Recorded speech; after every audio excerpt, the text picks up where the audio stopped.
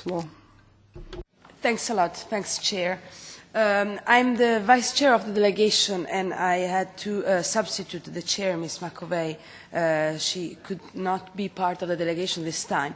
The meeting took place in a very crucial moment for Albania's EU integration process, when the ad hoc committee is finalizing the justice reform, which is a key condition for opening accession negotiations, but also a necessary condition for further progress on the other key priority, especially fight against corruption and organized crime.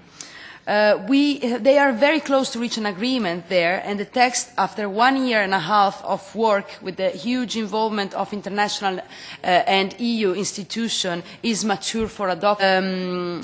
Despite the extremely polarized political environment in Albania and the strong political tensions, for the first time since several years, the SAPC meeting took place in a rather civilized and constructive atmosphere. Let me express all my satisfaction for the great success achieved and thank all the colleagues that were present, because after failed attempts in the last 3 meetings, joint recommendations were finally adopted by consensus this time. We discussed the state of play of the EU-Albania relations, the political dialogue, the progress in the judiciary reform, state of implementation of the law on integrity of persons to be elected or nominated in public offices, which still has to be implemented better, electoral reform, because it's also very important to ensure the conditions for fair and democratic elections, and then, of course, migration and regional cooperation.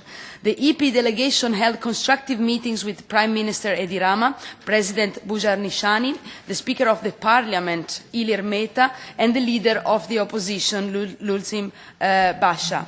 MEPs focused on 3 main messages: justice reform has to be passed without any delay, the importance of the political dialogue, including the Parliament, and the implementation of the law on integrity of persons to be elected or nominated in public offices, and other key reforms as well, because there is a problem with implementation very often.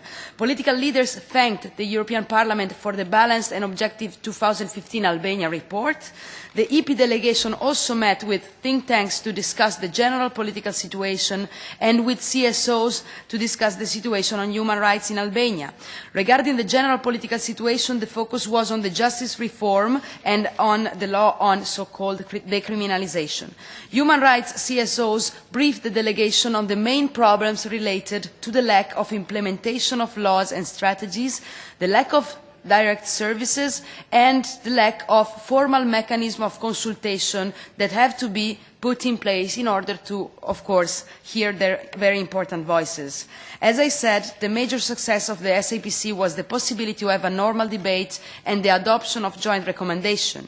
This was also a result of a very unified and unequivocal position of the EP delegation from the beginning of the visit, that the ruling and the opposition parties must show that they are able to agree on a joint document and send a positive signal to the EU, especially having in mind 3 failed attempts in the last SAPC meeting, and it's mentioned in the latest EP Albania report. So the EP delegation used all the possible channels to pass on this message, and we were quite successful. So I thank again all the colleagues present. Thanks.